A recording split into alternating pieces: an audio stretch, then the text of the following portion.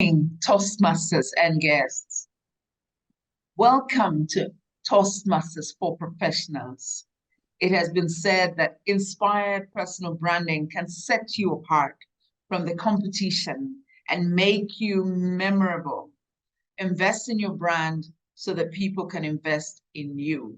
We're ready to learn from our Toastmaster today, Toastmaster Vrunda. Ladies and gentlemen, Toastmasters and guests, will you please give a warm welcome to our Toastmaster of the day, Vrunda? Good morning, good afternoon, good evening, whichever part of the world you are in. I'm really excited to start today's meeting with a very interesting theme, that is personal branding for career success. It's been a theme that I'm really passionate about. One of the reasons is I was not aware of personal branding when I started my career for many, many years since then. And only in the latter years, I realized what is personal branding. And I thought my young friends and not so young friends can still benefit from personal branding. So that's the reason I brought this theme to you. But before I begin on the theme of the day, let me lay out the roadmap for today. We have a very interesting lineup of speeches, a keynote by DTM Pramod, two speeches, wonderful table topics, and a series of evaluations. So it is jam-packed. And to keep us on time, we have none other than Toastmaster Dr. Mary as a timer. Let me invite her to introduce her role for today. Over to you. Thank you, Toastmaster of the day. My role as a timer is, as the name suggests, it's to keep the timing of the meetings. For the benefit of non-Toastmasters, please take a look at what I do when I flash my green virtual background, my yellow, and the red virtual backgrounds. They're very simply like the traffic lights. When you approach green, you're supposed to get clear to begin to stop your speech. When it's amber, you really have to get nearing to stop your speech. And when you're at red, you actually have to stop your speech. That's about all from me. And I'll give a report later. Back to you. Thank you, Toastmaster Mary. And now let's dive into the theme of today, that's branding for career success. Let me begin by trying to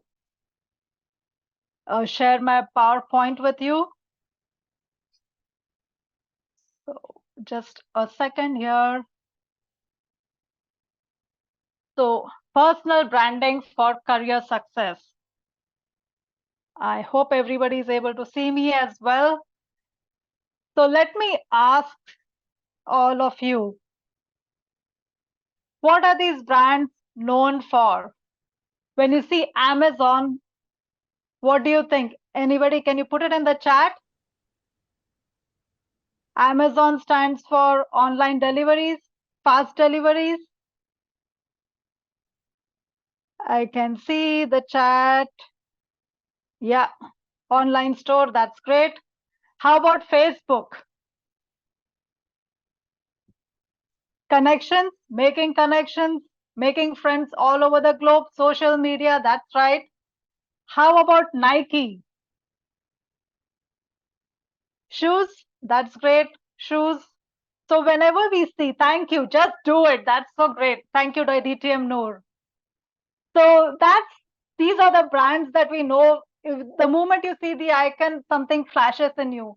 Tomorrow, if I want to order something online, I might just go into Amazon rather than going to my online grocery store. If I need to buy shoes, I might just go into Nike because I automatically think, oh, Nike means I can get shoes there. So the same thing applies to you. So what is a personal brand? It's your unique combination of skills, experience, personality, and values. What sets you apart from others in your industry? And that's what this light bulb indicates. You know, there might be 20 others in your department, but what is it about you that's unique? That's what is your personal brand. And I'm going to help you to identify how you could work around it. But here's one definition that I want to leave you with, which is what Jeff Bezos says: your brand is what other people say about you when you're not in the room. Again, your brand is what other people say about you when you're not in the room. So with this, let's move on to the theme of today, or let's move on with the main speech or the keynote for today. And that's being delivered by DTM Pramod. And to introduce what he's doing or the theme, because it's going to be evaluated, let me first invite DTM Noor to talk about the speech objectives of our keynote speaker today, DTM Pramod. Over to you, DTM Noor. Thank you, Toastmasters of the day, fellow Toastmasters and dear guests. Good morning to you all. So today, DTM Pramod is embarking on project number 2 from level 5, Motivational Strategies Path. And his objective is to deliver a longer speech. He's going to speak for almost 20 minutes. And the title of his speech is Every Saint Has a Past and Every Sinner Has a Future. Back to you, madam. Thank you, DTM Noor. And Pramod, all the best. Looking forward to your speech. Thank you. Thank you, Toastmasters of the day, Vrunda. Good morning, good afternoon, and good evening, fellow Toastmasters and guests. Just shared a file in the chat. It's a TED Talk, and everything started with this TED Talk. TED Talk by Laurie Kittelberg. Changing your story will change your life. That's the title of the story. Very interesting TED Talk. And I happened to see this TED Talk a few months back when I started doing a course on HR and transformational leadership with one of the pioneer institutes in India called LRI. Then we started discussing about judgments. So if you look at my title of the keynote, you will understand that it is more about our judgment about people. We do judge people. We do judge people on a daily basis, not on a daily basis, on a hourly basis. When you start an interaction with somebody, you create an adjustment or a judgment about the person in your mind. Is it true or not? We all do that, right? If you are sitting in an interview and you are seeing a candidate without even understanding anything about the candidate or understanding the background of about the candidate, we create a judgment. But we don't realize that these are just judgments not supported by any facts. Especially people who are working, they have this typical mindset of judging people. See, during my talk, if anybody wants to have any clarification, or if you want to have any questions and all, you can stop me and ask the questions. I'm ready to answer your question and then go ahead with my talk. So this is, I'm talking about something very purely psychological. Maybe you can say that it is more about spirituality than psychology. It's not psychology that we all understand, but it is something simple that I'm talking about. It's all about judgment. So my keynote has two parts. One is judgment, then we have a story part, and third is how to overcome these judgments, or how you can overcome this by doing or practicing something or being open to and to whom you have done the same thing. So that's all about today's keynote. That's the frame of today's keynote. Now let me tell you a story from my own official life. Some of you know that I'm a banker. I'm working as a regional head, deputy vice president and regional head, and I'm heading uh, around 60, 70 branches, that is retail outlets in India, with over 1,000 managers. I mean, managers and employees put together. There is a typical in banking industry, knowing that it is a very taxing industry, that you don't get that much liberty in taking holidays and going out, especially during month ends, quarter ends and all. So in India, what happens is we have a lot of holidays. Some of the holidays, Sunday is a holiday, then Monday is a working day. Again, Tuesday is a holiday. So there is a link working day in between two holidays. I hope you are getting that. So that is the day when we get maximum number of sick leave applications. People fall sick on that link working day. Some people say that my stomach is upset. Some people say that my grandmother passed away. My uncle is hospitalized. Emergency leave. So the typical judgment that comes to our mind is that these are lies. So people plan something months in advance and they are not here. That is typical thing. So whenever you get an application, irrespective of the merits of the case, you judge or assume that it is a lie. Okay. A similar situation happened a few months back when one of my staff members requested for a leave on a link working day.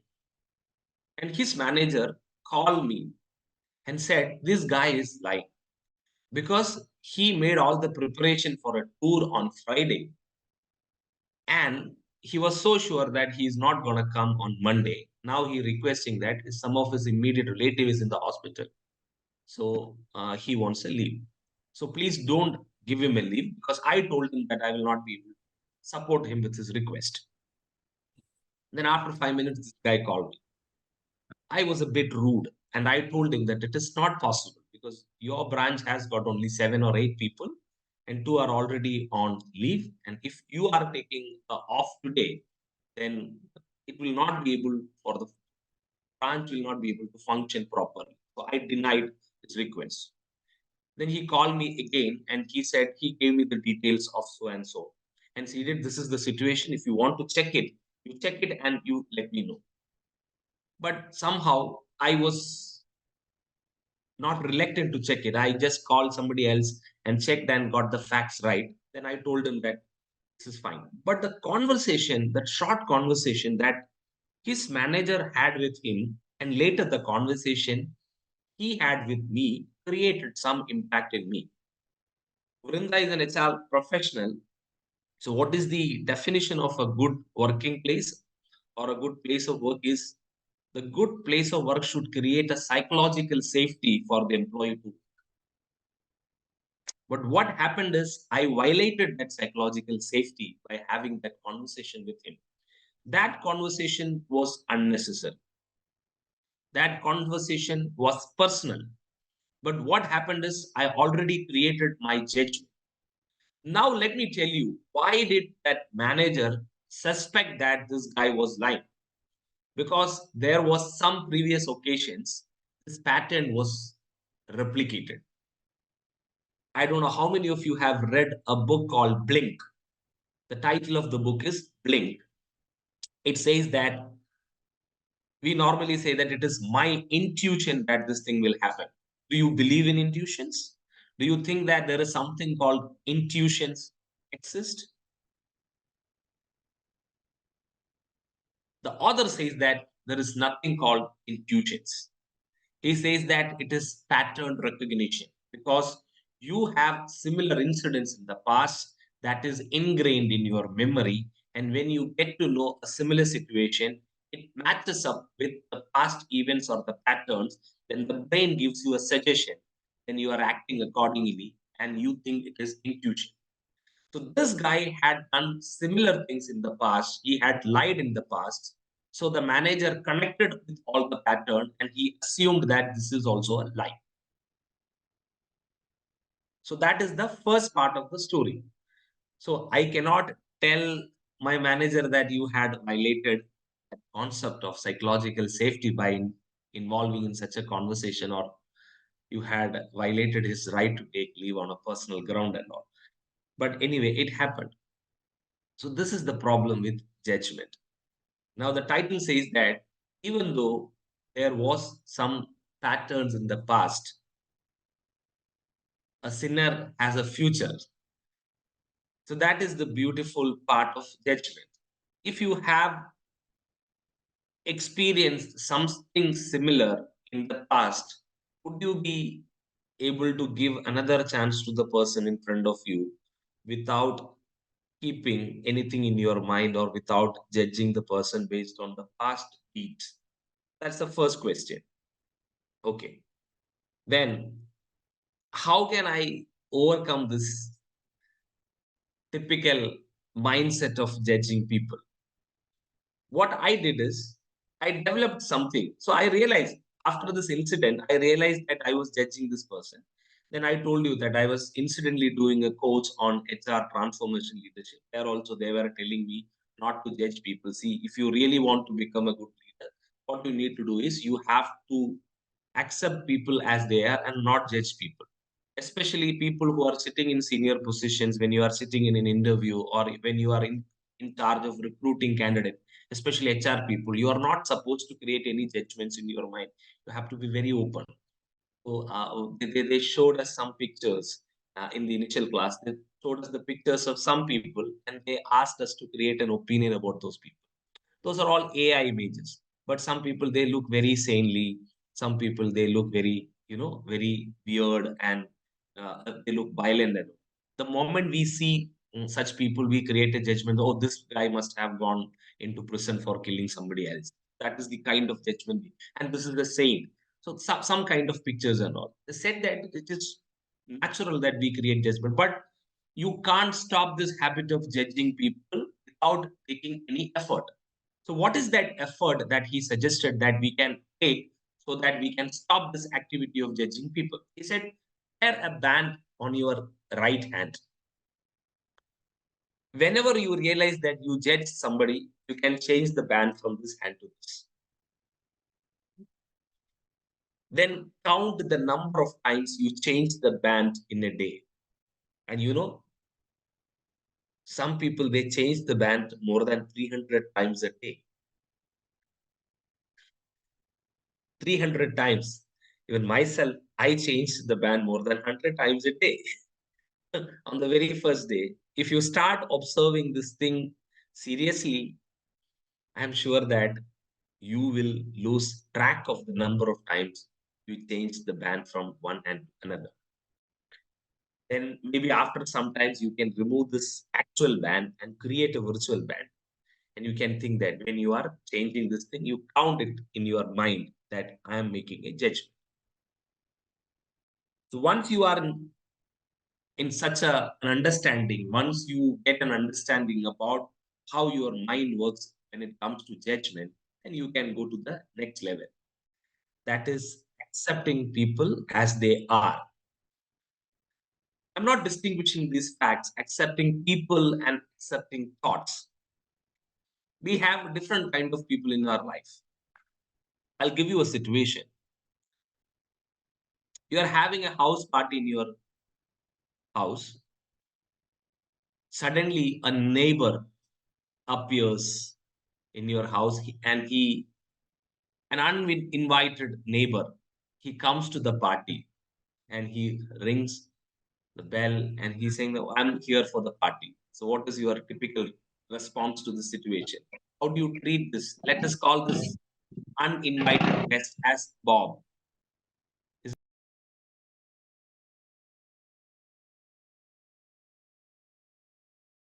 You are on mute, Pramod. Somebody muted me. It's not me. You can either you can permit Bob to enter into the party, or you can send the Bob back, or you can have a conversation with Bob. What is the best thing you can do? Can I have any answers from the audience?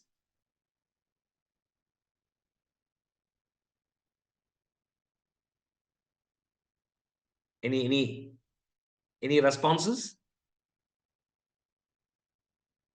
Okay, some people told me that you can tell Bob that Bob, you are not invited, so you can go back. Some people said, Bob, it's okay. I forgot to invite you. You come in, enjoy the party. The third person said, I may not tell anything because it's an embarrassing situation. But the fact is that till the end of the party, in the remaining time, you would be thinking about Bob. Whether Bob comes to your party or not. See, your thoughts and judgments are also like that. What you try to resist, persist. If I am telling you, anyway, you are traveling in the road, please don't notice red cars. What you will do? You will only notice red cars. So what you try to resist, persist. Understand these facts. So judgment and thoughts are also like that. This uninvited guest in a party is your thoughts. If you try to resist, alter, or change it, it will persist. See, my father is very particular when it comes to the dining table. He doesn't like hair in his food. Whenever he gets even a slight, uh, piece of hair, then he used to make a theme there. But unfortunately, 5 of the people are sitting together for dining. Only he gets hair and none of the others. Because what he tries to resist, persist. That's a situation. So your thoughts are also like that. So you should be in a position to accept people as they are. So what you can do is you just invite Bob into the party, then forget about it. Understand that he is an uninvited guest. Your thoughts and your judgments are also like that. You don't have to resist your judgment, but you should be aware about it. I'm talking about this when I started reading the project, when I started doing this pathway motivational strategies. It is more about emotional awareness. It's more about emotional intelligence. The first thing is to get aware about your emotions and your judgments, part of your, so this is the one thing that I wanted to tell you. Now, the remaining part of the story. What did I do that? The moment I realized that I made a mistake, and to deepen the wound, this guy had submitted his resignation based on this experience. After 2 weeks, he submitted his resignation. He said, I don't want to work in an organization which treats employees in a particular way. Or I am working 12 hours a day in this office. So these people are more closer to my family. So he said, I took 3 weeks time. I thought about it. Then I think this organization is not appropriate for me. So I'm resigning. He submitted his resignation. Now his manager said, sir, I can't do anything. Anyway, we had this conversation. But I was feeling something bad deep from inside. Maybe I'm a Toastmaster. I took it as a feedback for me, not in the CRC format. But I thought I should have a conversation with this guy. And I decided to follow this thing. Can you just see this book? The title of the book is Crucial Conversations. Okay. If you don't know anything about it, it's a very awesome book. Very, very awesome means I would say it is one of the best books that I've read in 2023-24. 3 parts: what to do before you open your mouth, how to open your mouth, and how to finish. Just 3 things. When you want to have a crucial conversation with some of your employees, even with your spouse, how to make the preparation before you open the mouth. It will help you. I studied this thing, then I made a plan. Then I asked him, please come to my office, we'll have a discussion. This guy came to my office and we sat together. In the very first minute, when I apologized, he started crying. I told him, I admitted that I made a mistake because I judged you wrongly. I was assuming that you were telling a lie. Then I did all my conversation based on that judgment. So let me apologize right now. I know you have taken a hasty decision in submitting your resignation, but you should understand one thing, that your bosses will change every year, but you should not change your job just because of bad bosses. Then he started crying immediately. He said, sir, I am very glad that you called me and you apologized. I never expected, because you are 5 level above from my official cadre, and still you were ready to apologize for the mistake that you committed. I'm happy about. Then we had a conversation. I talked about judgments, then he said, I admit that I had done similar things in the past, and that is the reason why people started judging me wrongly. But it doesn't mean that I don't have a future. I may be a sinner in the past, but I can reform myself. I can change if you give me an opportunity. I admitted that. So this book really helped me to have a conversation. Not going into the details of this book because I wanted to introduce this book to you through this conversation, so that if some of you are in the same situation, especially people who have reportees or who are involved in HR appraisal and all, they can use this book. So that's about this conversation. So that is, first I had a situation that I started judging people.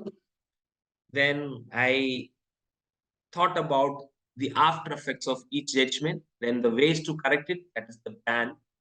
Then the second is the crucial conversation then I had with these people. The third thing, is it possible to free ourselves from such situations? That is the conclusion, because here in this conclusion, I need some input from all of you. You can unmute your mics and you can tell me, if you are faced with such a situation, how do you react to this thing?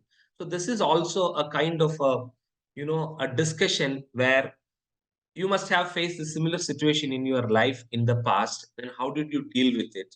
And the question is, are you still judge people? Do you still judge people based on your past experience? I'm not talking about intuitions. Judging is unconscious biases. It is not conscious because you don't have any information with you.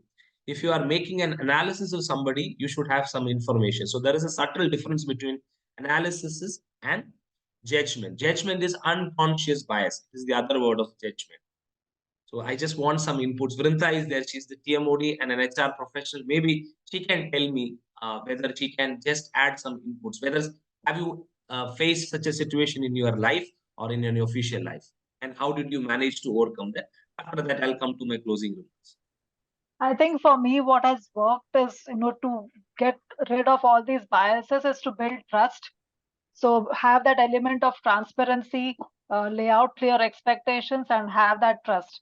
And whenever I am on the interview panels, the first thing that I tell the panelist is, do not judge. So I give them, like, I try to give a context as to how friendly we would want, like, the environment to be, what are our criteria, and I give them in writing also what is our criteria to select the people. I, in fact, have a matrix that I've created myself, so that there is purely no judgment in any interview decisions that we make. And this matrix has been used in my organization for many years now. Thank you. So friends, we are all normal human beings. We are not Buddha. We are not Jesus Christ. So our emotional level, or we are not highly evolved being. We are normal human being. But how can we start our journey to become highly evolved being? So this is a word coined by Osho, that is HEB, H-E-B, highly evolved being. Simply by doing one thing, that is called mindful meditation. I'll suggest you to use your time for at least 5 minutes in a day for mindful meditation, because you need to live in the present. So if you are living in the present, then you can find a lot of answers for your question, because some of the things which you do or we do are part of the things that we plan in the future, for the future, or that happened in the past. If you are living in the present, then most of these things can be avoided. So to create awareness, the only suggestion for all these problem of judgment, problem for rude behavior, problem for unnecessary worry, problem for anxiety, and all those things that you can do, what you can do is you can start practicing mindful meditation. I would suggest two people. There are a lot of people. One is John John Kabat-Zinn, and Sharon Salzberg. There are two people. They are good. Sharon Salzberg and John Kabat-Zinn. You can just go to their YouTube pages and you can see how you can practice this mindful meditation. I started practicing mindful meditation just with 3 minutes in a day. Then I could see that a lot of thoughts were coming. Just like Bob, I let these uninvited party guests to come into my life and go without judging, without stopping, without creating anything. I just observed and let it go. The same way, when you judge somebody, understand that it is just a judgment, change the band from one to and to another, and always realize the fact that a saint has a past, a sinner has a future. And you are not supposed to alter both of this. It will happen today, tomorrow, let it continue like that. The only thing is that bring back awareness to the present and observe things without making any judgments. That's my only advice to all of you. It's not an advice, it's a request, it's an exhortation. So whatever you want to call it, you can call it without judging me personally. I hope the talk was useful to some of you. Hope you thoroughly enjoyed it. And thank you. And back to you, Toastmaster of the day, Vrunda. Thanks for this opportunity. Thank you so much. Thank you. And let's give a huge, huge round of applause to DTM Pramod for this wonderful speech. It was quite an eye-opener personally to me. A lot of recognition of leadership. And each time I end up saying this, Pramod, you are a really good leader. You know, whoever is in your team must be proud to have a leader like you. So thank you for this. And now let's move on to the prepared speeches.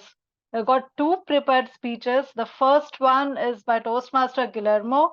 And to introduce his speech objective, let me first invite his evaluator, Toastmaster Shanda, to give us his speech objective and title. Over to you, Shanda. Thank you, Toastmaster of the day, Vrunda. Good morning, good evening, and good afternoon, fellow Toastmasters and guests. I would like to introduce to you Toastmaster Guillermo, who will be delivering a speech today entitled My Fitness Journey. It is from Pathway Presentation Mastery, Level 1, Project 4, Evaluation and Feedback. The purpose of this project is for him to present a speech and receive feedback from the evaluator, that's me, so that he can apply that feedback on his next speech. Guillermo, I'm really looking forward to your speech. Back to you, Toastmaster of the day. Over to you, Guillermo. All the best for your speech, My Fitness Journey. Thank you. Thank you very, very much. Just before I start, I want to confirm that everyone can see me and hear me. Awesome, thank you. Hello, Toastmasters and guests. Growing up, I didn't like to exercise. My parents took me to all kinds of classes, like swimming and fencing. I now appreciate that they did it, but back then I didn't. I loathed it so much that before the classes, I would hide under the bed and hold on tight to the bed frame, like a cat, so that they A, wouldn't find me, and B, wouldn't take me to the class. To leave the comfort of your own home, to train or compete in something so arduous and stressful. No, thank you. I don't see any reason for that. And then in school, oh my God, school. I have an average height for Mexico, so some people in the US really tower over me. Imagine these teens with gigantic muscles and complicated teenage emotions. Only they enjoyed gym class, and no average sized person wanted to see them on the opposite team. I learned to stay away from that world, from sports. For the longest time, when I thought about exercise, I got irritated and tried to shut it out from my life. Exercise wasn't for me. I graduated from school and got some time to settle down. We humans hit our physical peak at around 20, and I turned 23 last month, and I still feel very good. When I talk with old people, sometimes they tell me about the pain and illness they have, and I feel very thankful.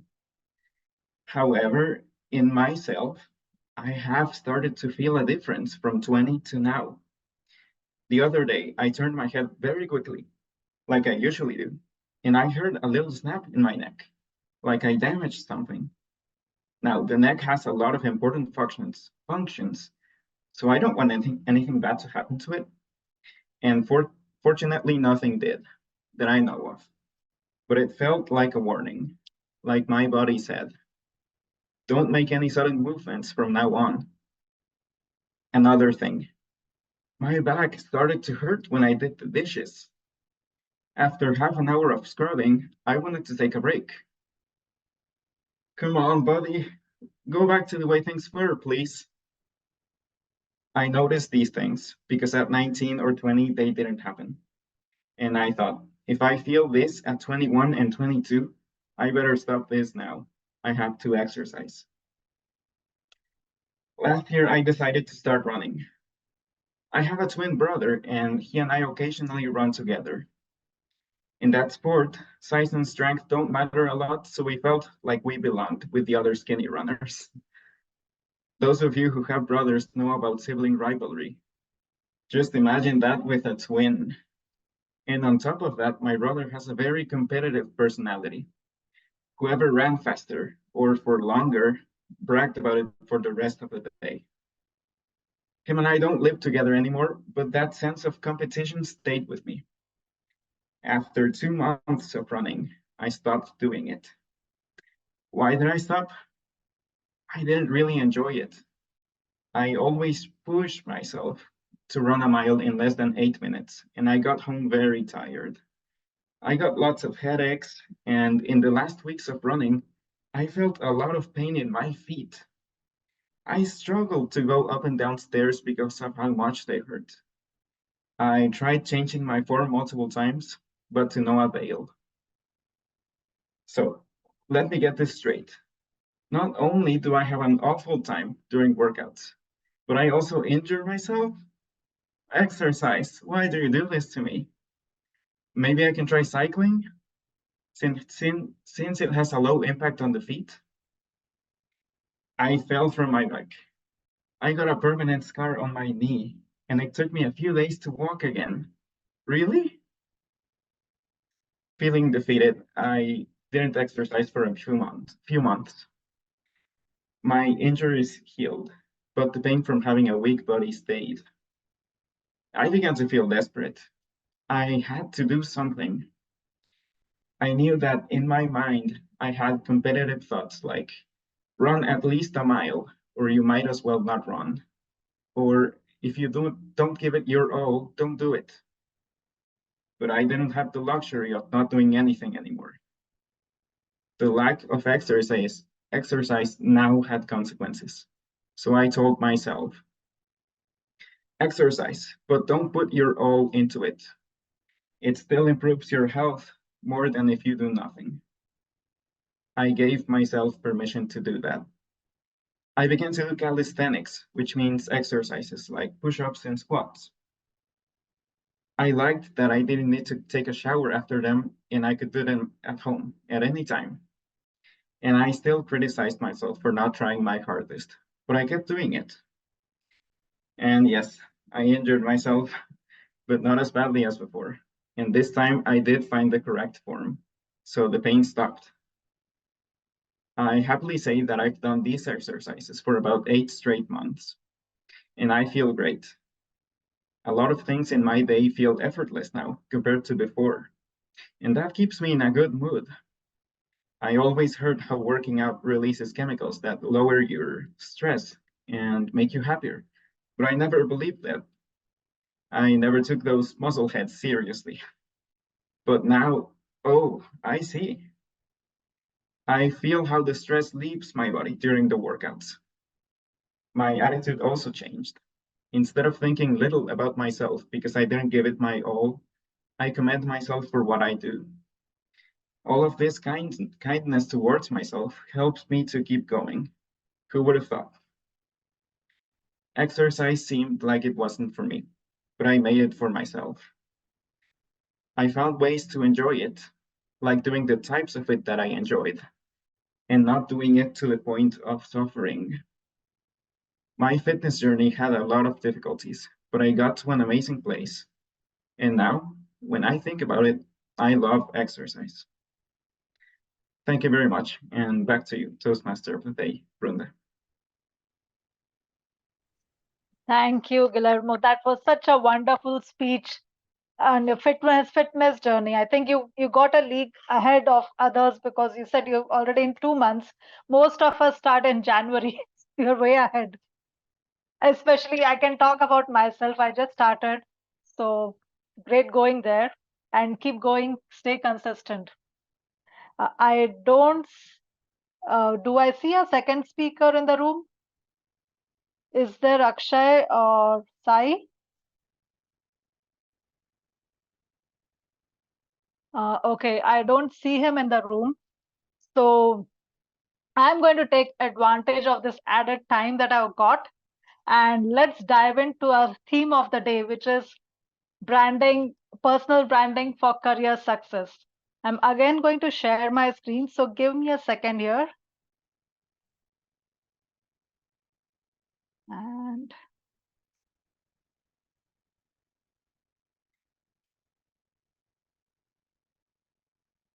just coming up. Okay, so because I'm sharing it again, it's going to start from the beginning. So pardon me if a few slides look repetitive. So we were here, we talked about Jeff Bezos and what he talked about brand, or what about your personality is. Your brand is what other people say about you when you're not in the room. And that's pretty much true. And let me just take you to another thing, that is benefits of personal branding. It is, mind you, not personal bragging, but personal branding. So there is a difference. So to bring out that difference, I want to talk about the benefits first. So it establishes your credibility. What I mean is, if there is a project in that you need to take up, or if there is something that your team of leaders is discussing, say we need to do this exercise on organizing digital files, and I am someone who's passionate about organization, they can, without me putting my hand up, they can say, hey Vrunda, we know you love this or you're great at this, why don't you take up and lead us through this project? So that's about your personal brand. So it establishes your credibility, demonstrates your value to others, it demonstrates how you can solve their problems, sets you apart from the competition. I mentioned earlier, if there are 20 people in the department, how would they pick that one person who would be doing that task? So there is something about your personality, and I would take up Pramod out here. Pramod might be doing a similar decision making. So let me ask Pramod if you can unmute.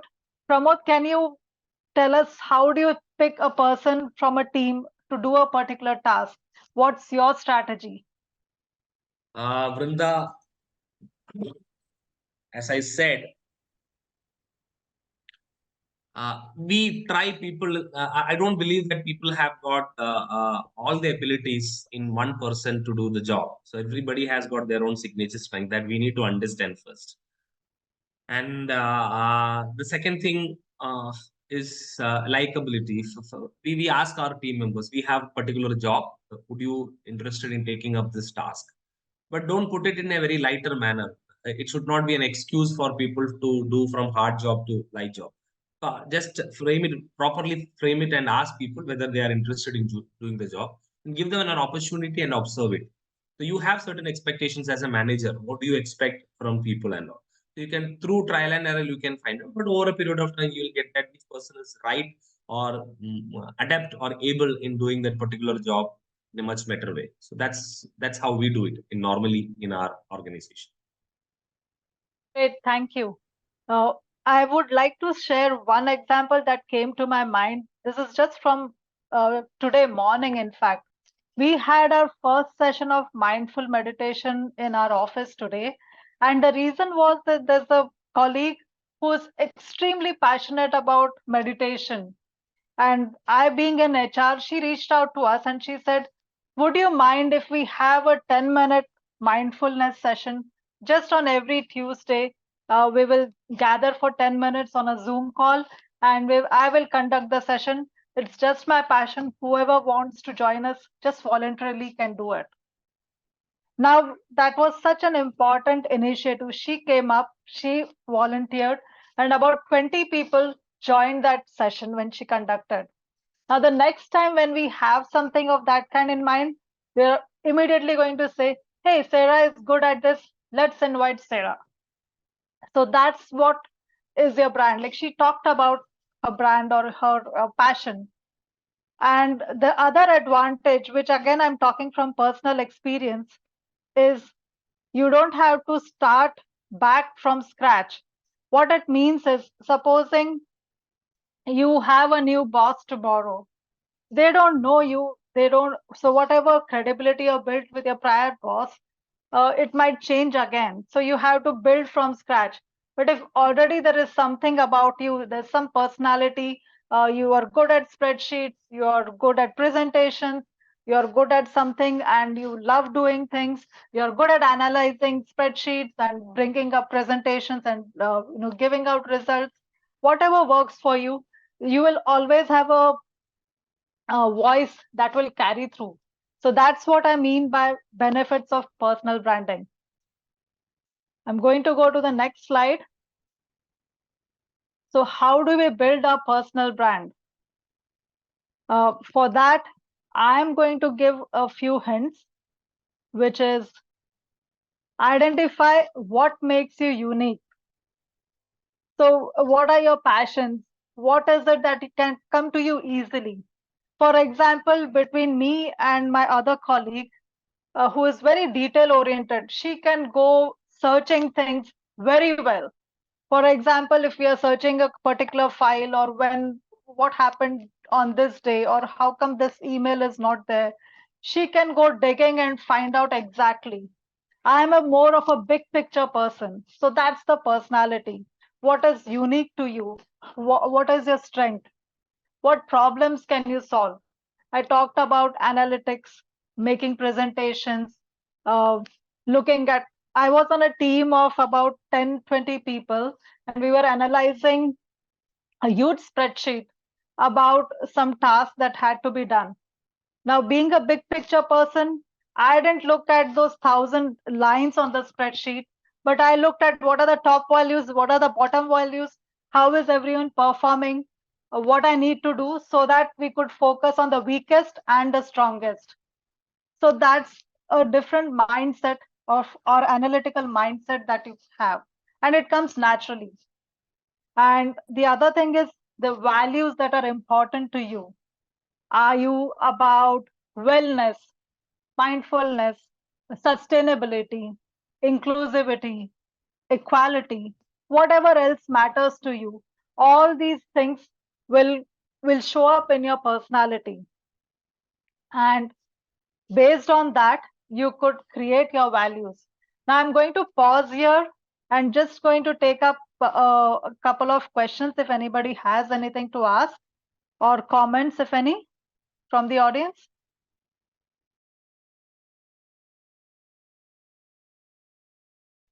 I have a question. Yes. How do you identify your values? Sometimes I think it's easier to see them from a third person. So. Right. So sometimes it's, there are certain things which are likable and you easily identify, oh, this is something. For example, for me, what is important is giving back to the community. And that's the reason I chose to work at a non-profit school, because that serves kids with special needs. So that was my purpose and my values.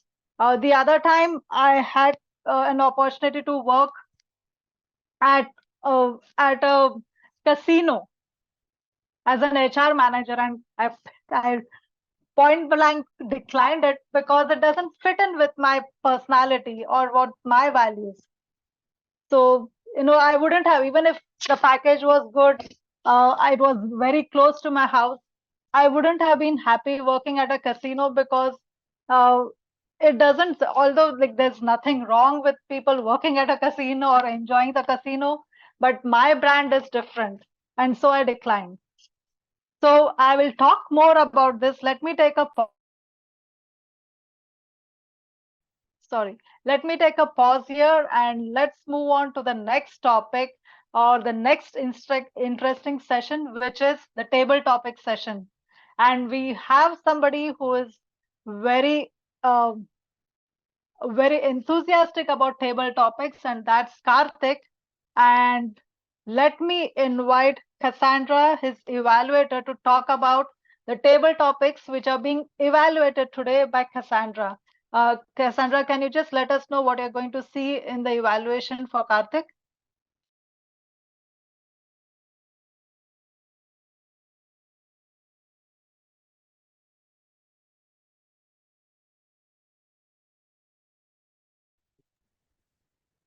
Cassandra, are you able to hear me?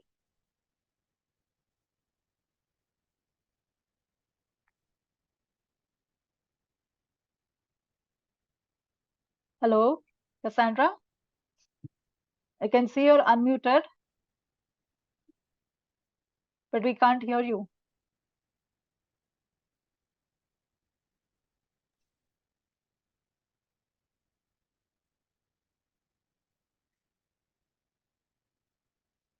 I wonder if we should start with the table topics or should we wait for Cassandra to check if she's able to hear us? Cassandra, could you just put it in the chat if you're not able to speak to us? Oh, okay, great. You're with us. Yeah.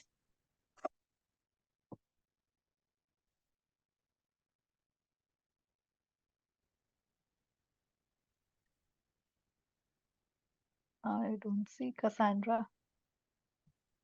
Oh, yeah, there she is. Okay.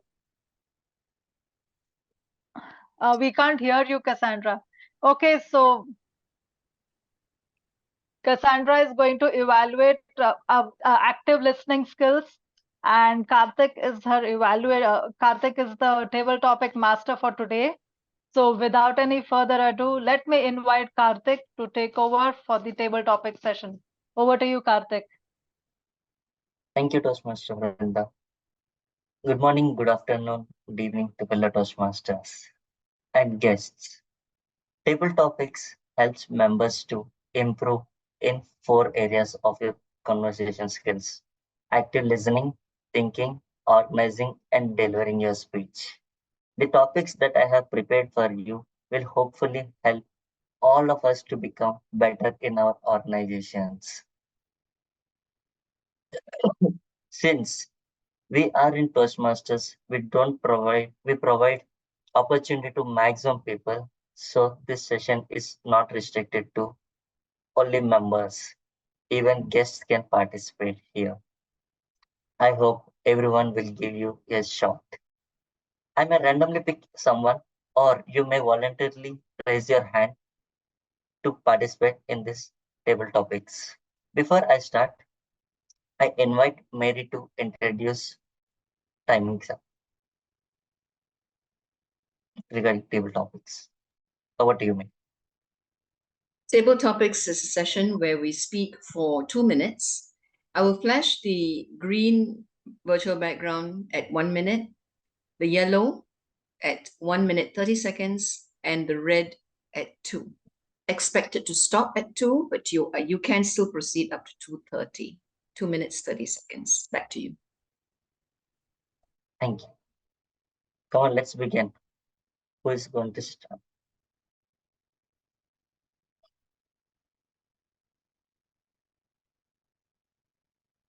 Oh, we have Galileo.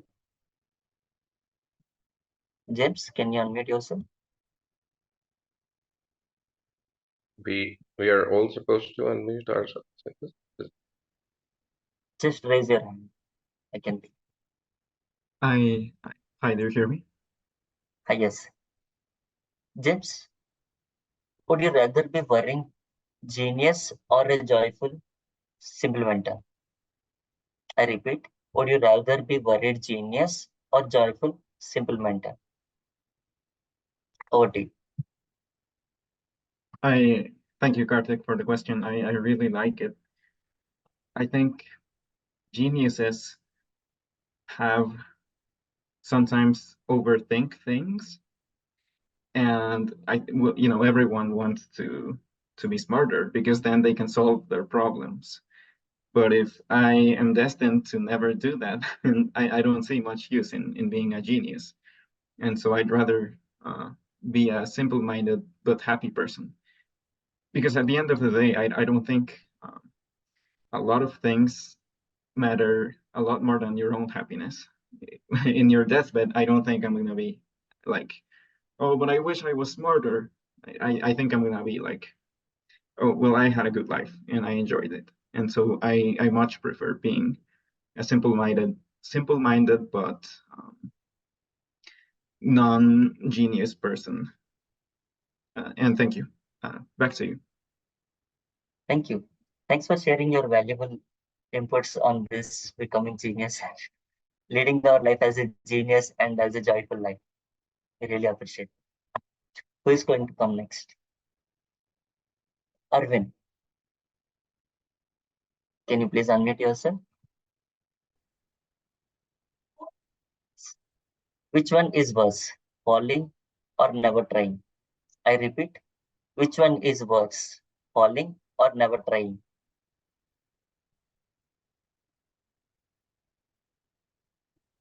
Okay. Thank you so much for that wonderful question. For me, I would go for failing because that's what make lives meaningful. Trying different things will give color to your life. For example, joining the table topic is not that easy. A lot of people scared about expressing their ideas in front of many people, and you might find yourself ending up committing mistakes or error, and you will consider that as a failure. But out of that failure, you will learn something, a lesson that you will have with you so long as you uh, travel in this world, and those lessons will help you to grow and prepare you to face bigger challenges in life. For me, no matter what happens, I will still go for trying, even though it will result to failure. Because, like what I have said, failure gives you learning and makes your life colorful and meaningful. Back to you, Table Topic Master. Thank you. Thank you, Arvin. Thanks for your great inputs of why we should try in our life. And this also reminds me about what my mentor used to tell. There is no failure in trying. Only we will receive feedback. Like Edison got a feedback of 9,999 times how not to do. Okay. And Anwar, please unmute yourself. Yes. Assalamu alaikum, everybody. Good morning. Good morning. What is the difference between living and existing? I repeat, what is the difference Okay. between living and existing? Over to you.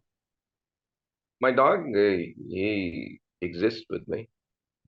He doesn't live his life. My cow is not living. She's living.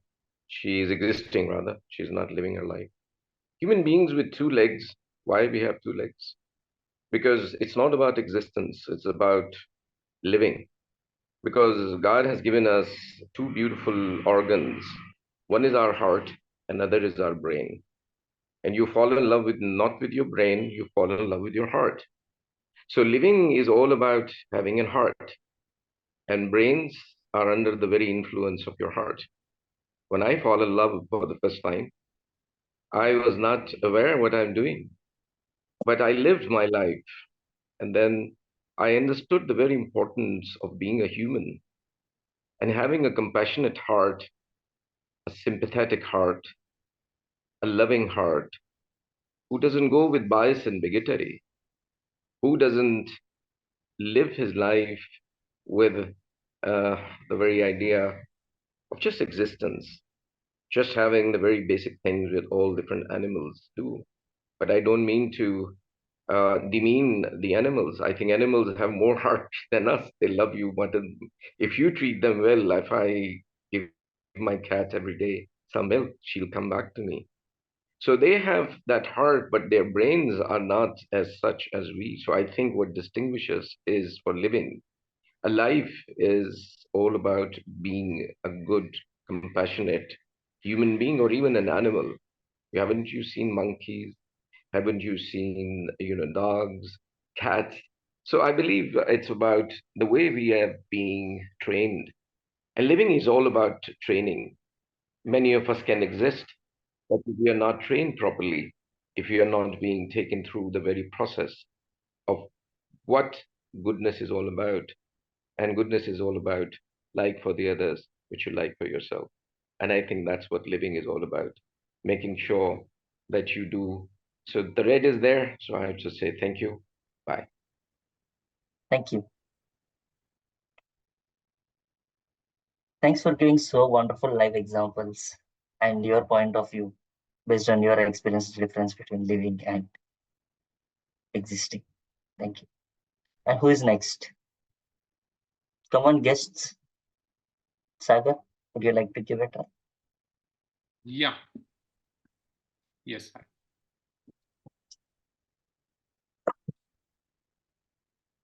Sagar, are you more worried about doing things right or doing the right things? I repeat, are you more worried about doing things right or doing the right things? Over to you.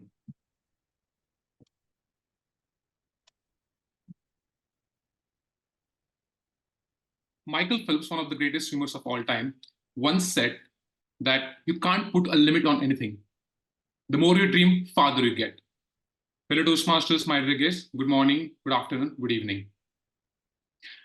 The thing that I have to do is something that I have to do it right instead of being right. I'll tell you, I've been a national swimmer for almost 19 years for now. I did something when I started my journey in 2008, not 2004, and I had some coaches. Those coaches were not competent enough. In my life, I have changed more than 7 coaches. My first coach was Murumkur sir, and he was just minting the money out of students. I changed him. I changed to then my 7th coach was Vinay Marathi sir. Now Vinay Marathi sir, if you type in on Google, Vinay Marathi sir in India, he is one of the top 5 swimming coaches in India. I changed my coach in 2011, and then I was an engineer. I was doing my engineering. I had to strike an uneasy balance between engineering and swimming, but swimming was my passion, and engineering was my bread and butter. So I had to think through which option should I pursue. I ended up pursuing engineering because by that time I was a late bloomer in swimming because I started swimming at the age of 14. Then I had to think through it. Do I have to think what are the things that are right, or do I have to just live in my imagination? I ended up pursuing engineering, and then after pursuing I pursued my engineering, I started swimming again. I'm a master national swimmer. In January 2023, I swam in Goa, which is one of the cities in India. I ranked 3 in Goa Swimathon because my coach Vinay Marathi kept me motivating that Sagar, you shouldn't give up on swimming. And in rank 3, it's not easy feat to achieve. So I always firmly and categorically believe that you have to think that things should be right. Thank you. Thank you, sir. Your journey really help us to take the right decisions. Any more? Mary may let us know. Mary may know how much time is left. You can still go for another 2 more. 2 more speakers. Okay, Divya, can you unmute yourself? Shri Divya. Yes, Karthik. When is it time to stop calculating risk and reward and just do what you know is right? I repeat, when is it time to stop calculating risk and reward and just do what you know is right. Over to you. Okay. First of all, thank you for giving this topic. Calculating risk is all about our opinion.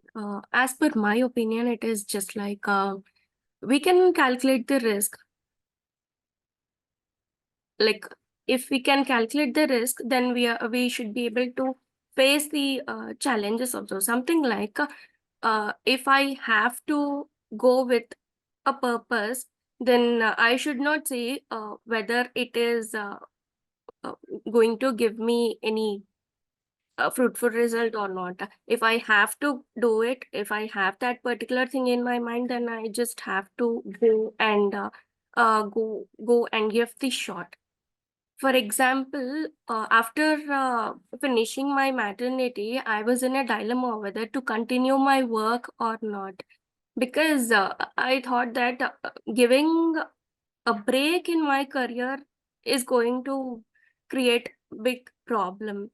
So, but then for my baby, I need to stop working because I need to take care of him at least for another 1 year. So that is the reason I think I thought that it's a kind of risk, because in my career till now I didn't have any kind of gaps or something.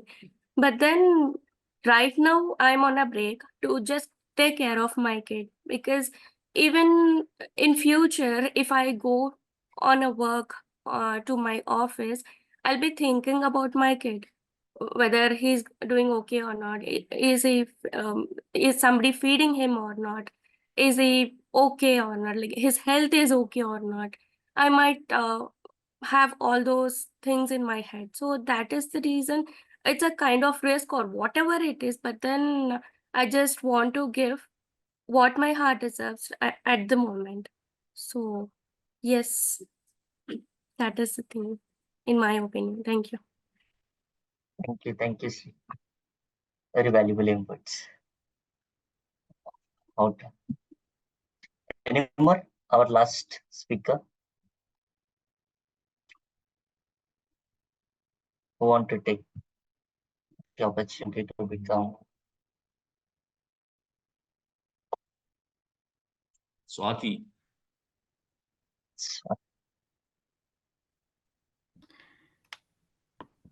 Yeah, Karthik. Hello, sir.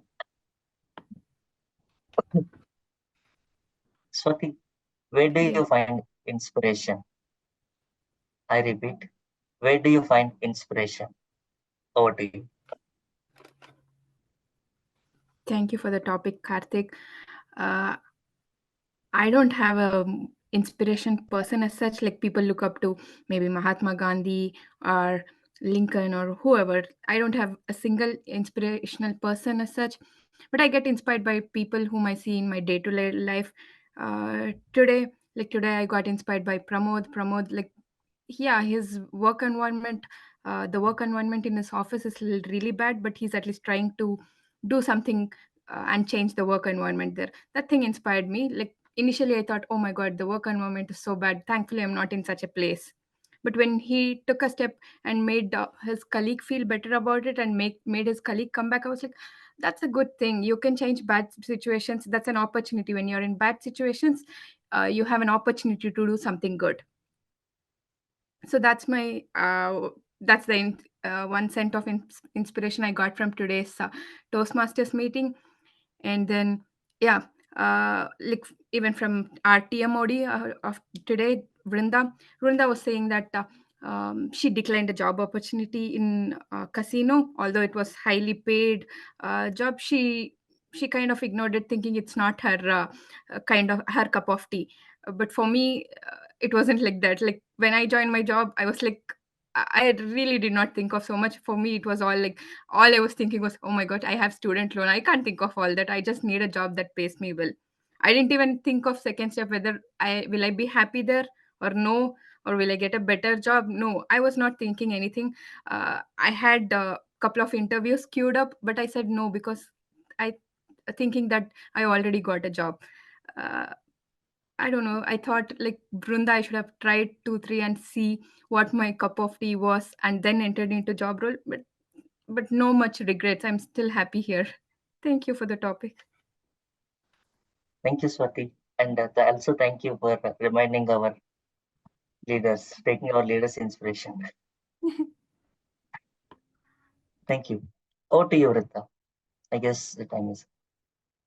Thank you so much, Karthik. Let's give a huge round of applause to Karthik for such wonderful topics and to all our speakers for actively participating. Now it's the time for the evaluation sessions. Evaluations are a step ahead in our progress. So they help us in progressing, in finding out our blind spots and working on them. And who else is here is our evaluation guru who taught us about evaluations last week, DTM Noor Muhammad, to start with our evaluation session for the keynote that DTM Pramod gave us today. So let me hand over the virtual stage to DTM Noor for his evaluation for DTM Pramod. Over to you, Noor. Thank you, Toastmaster of the day, fellow Toastmasters. Good day once again. So what a profound speech, Pramod. Now, it got me thinking about my own bias, cognitive and otherwise. Now, what I loved about your speech, Pramod, is you are a natural speaker with a lot of stories. Now, it was clearly evident for me from the content of your speech that you have this knack to see things, to focus on the essence of the idea, I believe. That was clearly evident from your speech. Now, I felt that your whole speech was conversational in nature. Now, you said the context of your speech very casually with that TED talk of changing your story could change your life, and how during that HR and transformational leadership session, the idea of judgment came into light so that it can be the food for thought. Now, I liked how you introduced judgment by drawing examples from everyday life about how people create first impressions without even communicating verbally. And that is a skill that all good speakers do. You know, they have it. They draw from everyday examples, which lays the foundation for good audience connect. So, drawing everyday examples is very important when you're going to give a long speech. Now, I loved all that personal examples which you illustrated key ideas of your talk, from getting influenced by anchoring bias and an uncomfortable conversation with that genuine case of a leave, a person who has to take a leave, uh, to having crucial conversation of that person who hastily resigned. Now, I like the way you sought input from the audience and use that to forward your speech to let us know about the methods one can employ to minimize judgment. Now, I like that band example which you had. I'm going to take away that. Now, I loved your confidence throughout the speech, Pramod. Your calm disposition, which made your delivery of your speech very smooth. Now, long speeches are tough. I sincerely hope that the following recommendations might be of some use for your longer keynote. Now, number one, to keep the attention of the audience and to keep them engaged for a long time needs a set of strategies. Now, first being rhetorical questions, right? Periodic rhetorical questions and subtle humor, right? Humor, nothing engages an audience more than humor. And sometimes that humor can be self-deprecating so that it doesn't feel like, it can dispel that idea of preaching kind of a thing. And vocal variety plays a key role there in keeping the audience engaged. So I believe humor plays a great role there. Now, number two is emotions are very important in a long speech, even in a short speech. Now, if you can evoke a couple of them and tie a core message around these emotions, it would make your speech really effective. And number three is to summarize the key takeaways and deliver your core message emphatically and with a high energy, which will make your core idea completely immemorable.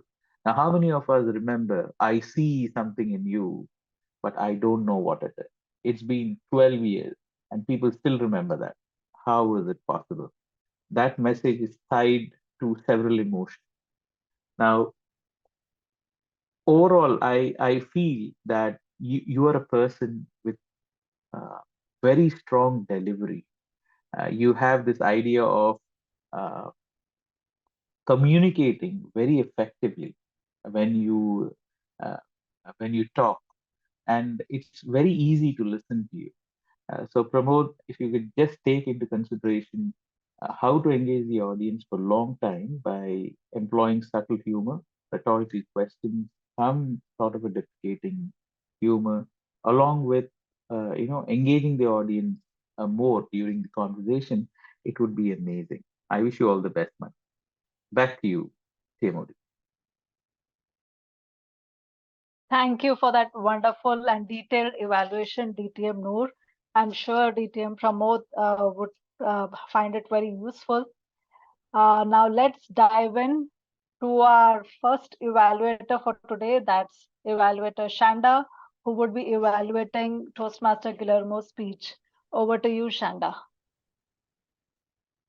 Well, Guillermo, wow, that was amazing.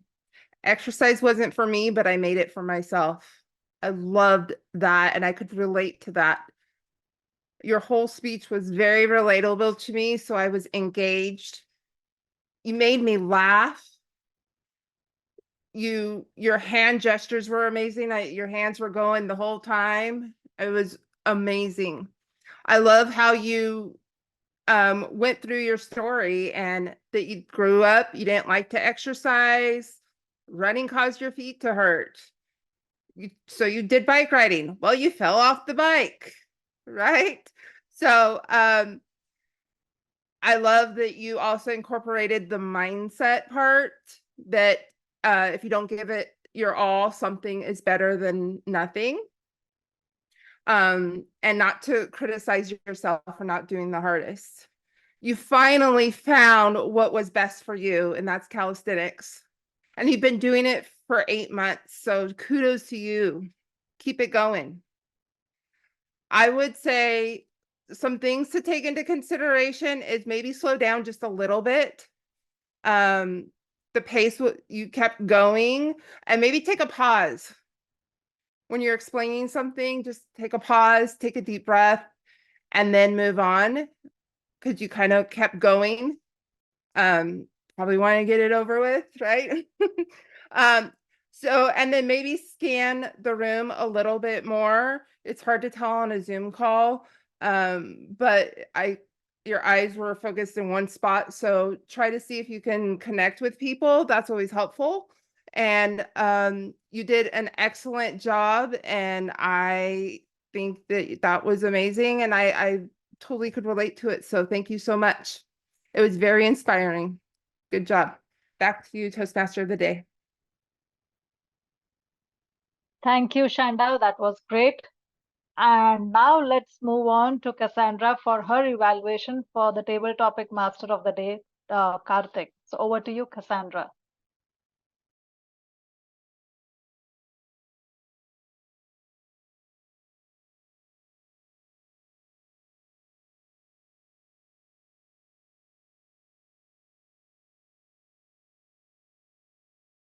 Okay, Cassandra. She's going to put it in the chat. Okay.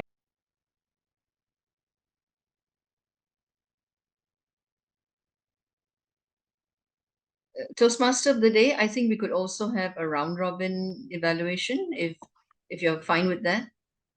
Sure, let's do that. So while Cassandra is keying in the evaluation. Yes. Okay. Do we want to start with Catherine? Do you want to do it verbally? 30 seconds timing, 30 seconds per round, per person. Okay, so let's do a round robin evaluation across the room for Toastmaster, table topic master of the day. 30 seconds per person. I can see Catherine on my extreme right. So I'm beginning with Catherine and I'll call upon each of you. So Catherine, over to you. Karthik, your topics were heart-to-heart topics. They invigorated speakers. They took their time to think and connect with their emotions. You enabled them to speak with ease when you smiled, when you repeated your questions to them.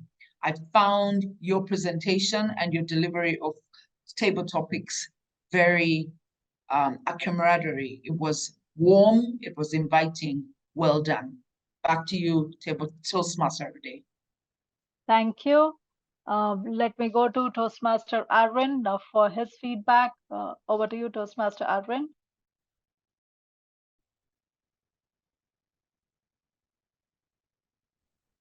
Thank you so much. The table topic for today, presented by our table topic master, are very relatable, and it really happens in our lives. We really encountered this, and honestly speaking, the questions that he picked for today are the questions that I've been trying to answer because I'm preparing for the table topic contest this February 10, and I got a point on how to answer them. So I had this idea. So thank you very much, TM Kartik, for the Okay. questions that you had for today. It's a Okay, big help. next. Okay, great. Next, I've got DTM Pramod on my screen. So, Pramod, would you like to share your feedback? 30 seconds. Vrunda, sorry, I will not be able to share it right now. Okay. You Let excuse me me. move on. Sure, sure. Let me move on to Toastmaster Shanda for her feedback. 30 seconds. Kartik, I really liked how you repeated the question, not only for understanding, but also so that they can really think about it. Because when you get the question the first time, you're kind of like, so it gives the person time to really think about what they're talking about. And also for understanding in case they misunderstood you or they wanted to get reassurance. So great job there. The topics were phenomenal, as everyone had said. I mean, I was like, wow, Kartik, you really hit the nail on that one. So good job. Thank you. Thank you. Toastmaster Marie, do we have time for 3 more evaluations, or you want me to go throughout the room? Yeah, we have time. Okay, great. So let me move on to Toastmaster Guillermo for his feedback. 30 seconds. Karthik, I really liked your table topics. I think you have a very, very warm smile that really uplifts the room. And so I encourage you to keep it up because I think it relaxes people and makes them give better and more thoughtful answers. And yes, no, just keep it up. And thank you for the table topics. Thank you. And let me invite guest Anwar. This is probably your first time. How was your experience attending and participating in the table topic session? I've just started from last around 5 years. I've been going to Toastmasters in Pakistan, and this is my second chance to be on an international circle. And I'm delighted, and I'm very comfortable. The way it was conducted, especially the host, I forgot her good name. I don't know how to pronounce that, but I am delighted. That's the word. I'm really have enjoyed, and I look forward to be a part of this. Thank you very much for such a beautifully orchestrated event. It doesn't look that we are virtual. It looks that we are physically here. Thank you. Thank you, and keep coming. So next, let me invite Swati for her feedback. Hey Karthik, I like the way like how you stressed on the topic twice. Your topics were really creative and thought provoking. I enjoyed the 1 to 2 minute talk done by all speakers in the room, be it the love of the mother by Sri Divya, which she emphasized, or the swimming coach story by our guest. I loved all your speeches. Thank you. Toastmaster of the day. Toastmaster Yes. of the day. Is Cassandra done? I don't see in the chat. Cassandra, have you No, put in the chat? Hasanta sent me a personal message. Oh, she sent you a personal message? No, Yes. I Or didn't. she's already sent? Okay, all right. Okay, Oh, she sent directly to Karthik. okay. Would you like to share with us, Karthik? Cassandra's, Yes. because she's your evaluator.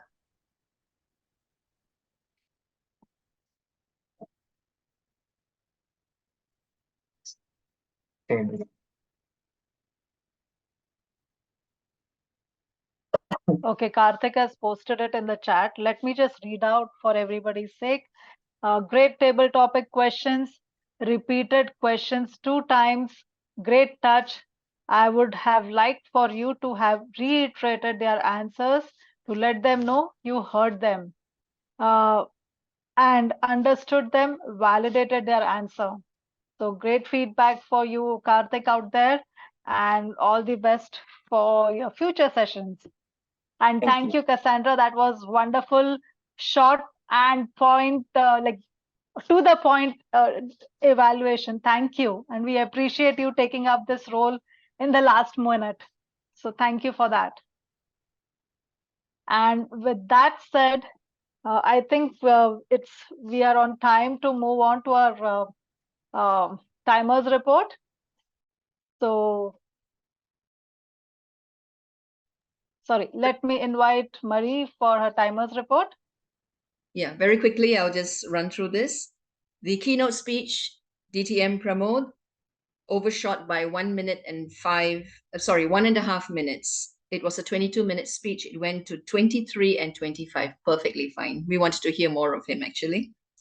Guillermo's speech was 6 minutes, 58 seconds on time.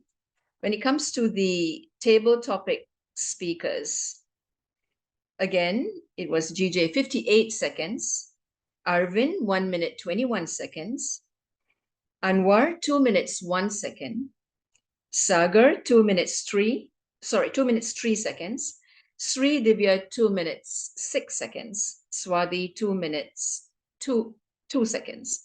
Everyone was on time except for GJ. You have to speak for a minute at least. For the evaluators, I gave Noor 5 minutes because it is a keynote and a level 5 evaluation. He was perfectly on time, 4 minutes, 39 seconds. Chanda, 2 minutes, 6 seconds within time of 3 minutes evaluation. Back to you. Thank you, Toastmaster Marie. That was nicely done. And with that, I come towards the last segment, and that's some of the final slides that I wanted to share on personal branding. So I will again share my screen very quickly.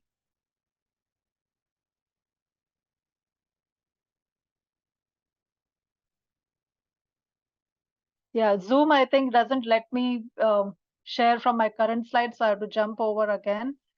So we were here about how to identify your personal values, what makes you unique. So a personal brand, figure out what makes you unique, what problems could you solve, and what values are important to you. And I gave you a few examples. Now, develop your message. With that, it is something similar to an elevator pitch, but not exactly. Develop your message. Let me put it in my context. If I am working on a team and if I talk about what I like to do, it helps my leaders understand what's important to me. For example, making connections, talking to people, finding the right talent is something that I'm good at, and that's what I'm passionate about. So right from the C-suite in the company to an entry level, I am consulted on doing recruitment because I am considered somebody who's good at those competencies, finding competencies, drafting questions, reaching out with the right kind of questions, creating scoring cards so that we do not involve any kind of bias.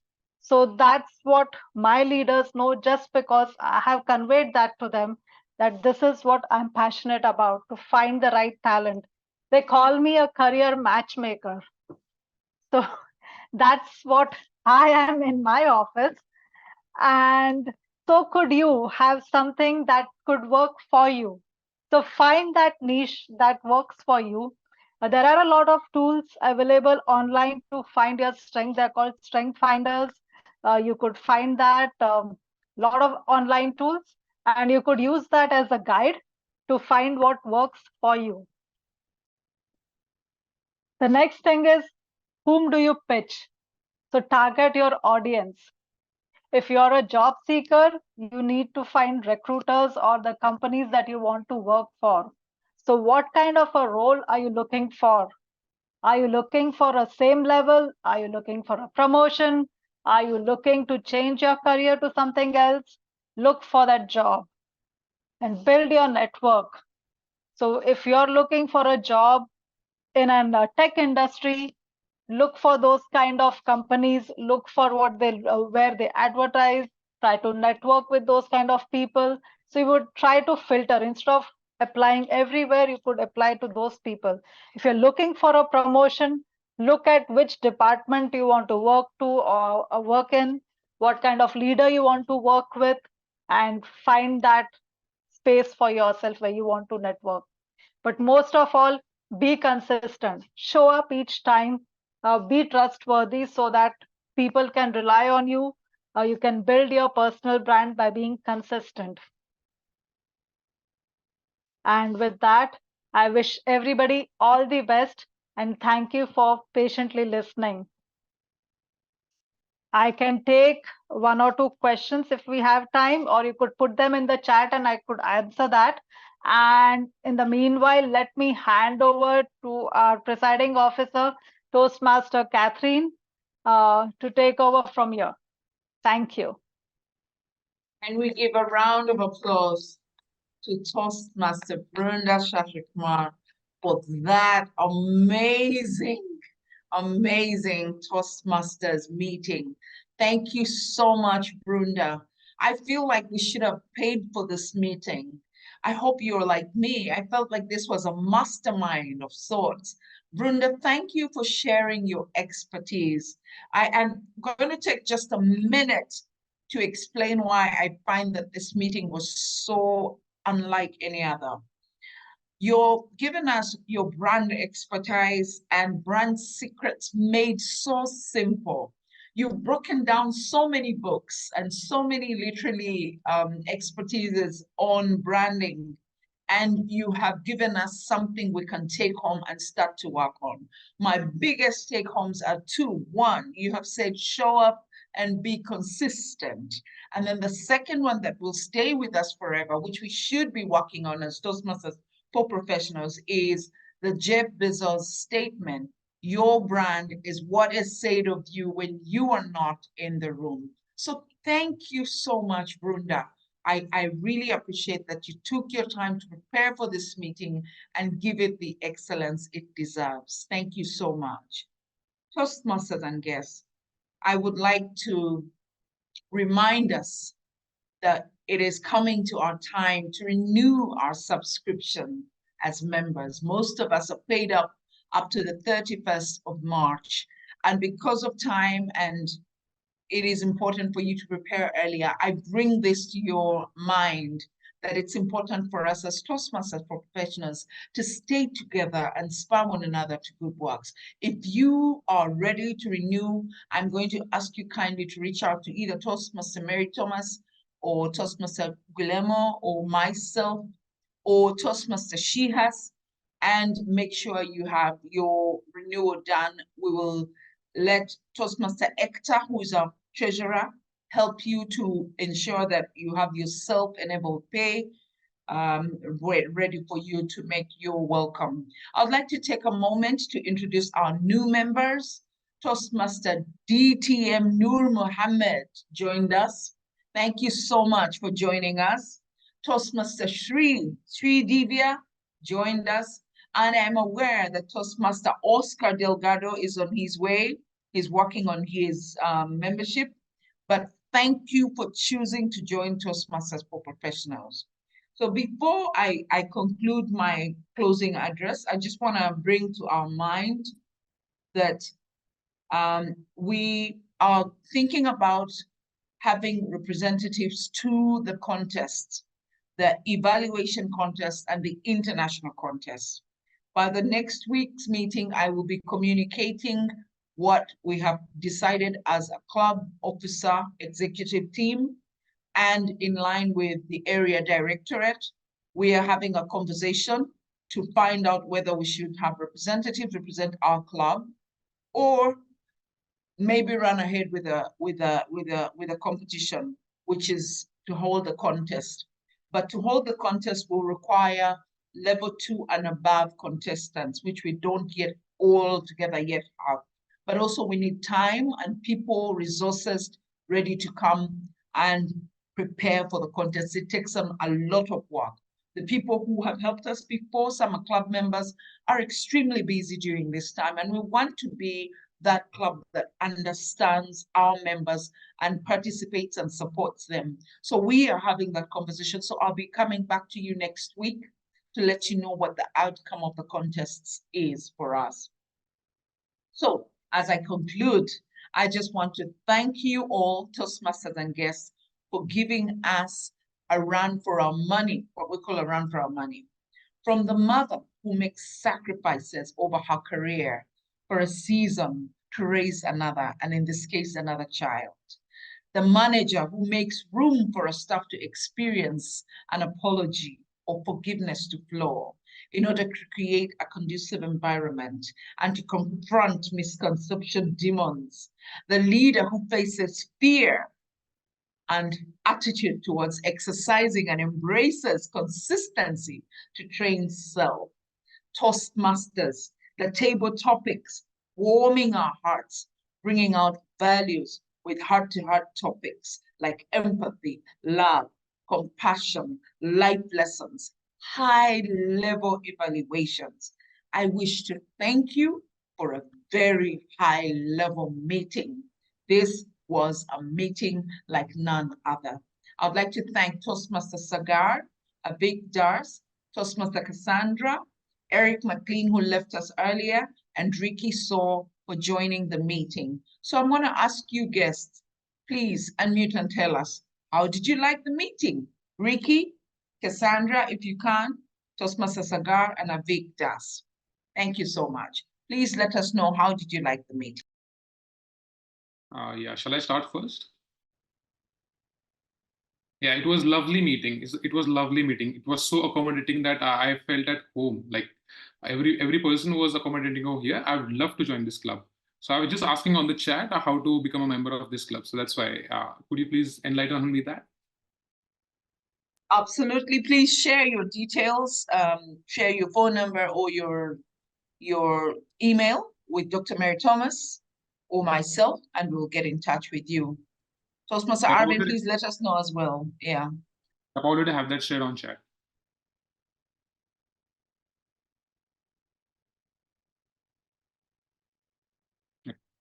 Sagar, I will be in touch with you. I'll be in touch with you. Okay, no worries. Thank you. Thank you so much, everyone. Ricky So, if you're there, Arvin, if you're there, please Yeah, speak to us. What was your experience? Okay. For the topic shared with us by TM Vrunda regarding branding, it reminded me of the workshop that I had with my group, telling everybody who had known me to give me or to give a feedback regarding how they perceive me as a leader.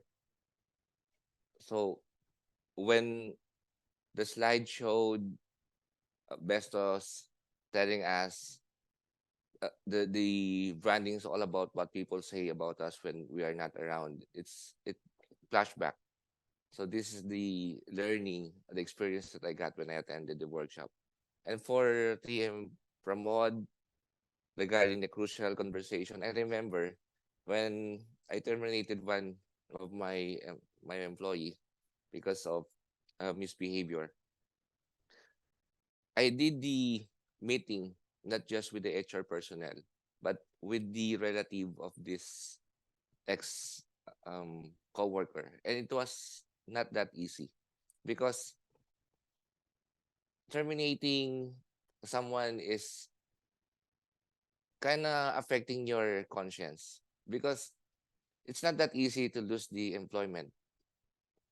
And it really haunts me. Actually, I asked my mother how I'm going to handle the situation, because everybody knows that in the Philippines, it's not that easy to find an employment. And especially if you make a decision in front of the family that your decision is final, and you really have to explain to them what are the things that you considered for coming up with a decision. And one thing that I would like to share is that whenever you make a decision as hard as that, always make an effort that the recipient of the decision will say thank you at the end of your conversation. And that is something that really stuck to my mind, to make an effort that at the end of our discussion, the person that I'm talking to will say thank you, even though I have terminated him. So that's the so that's the something that reflects on me, the experience by TM Pramod regarding handling this problematic employee, and then with my experience.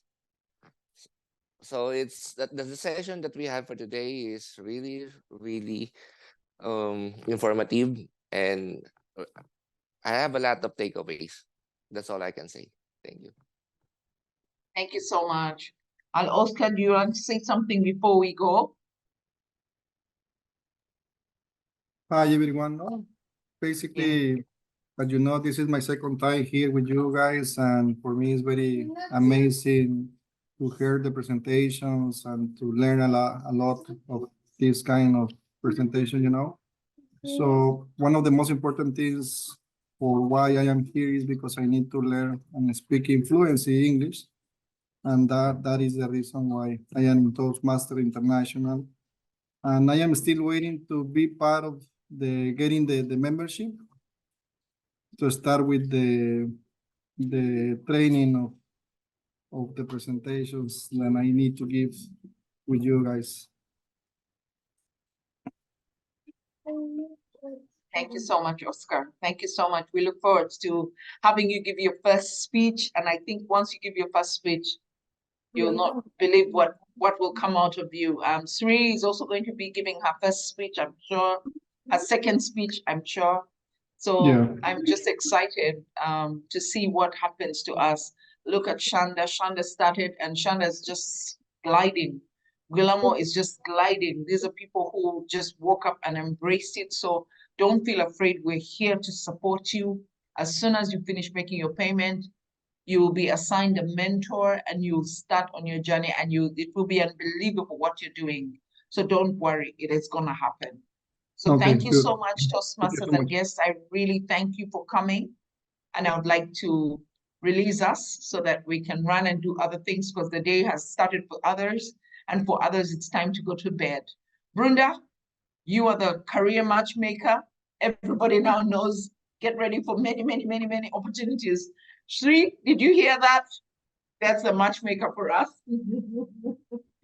Bye-bye, everybody. Have a good night. Have a good one. Thank you so Bye. much. A wonderful meeting. Bye bye. Keep safe, everyone.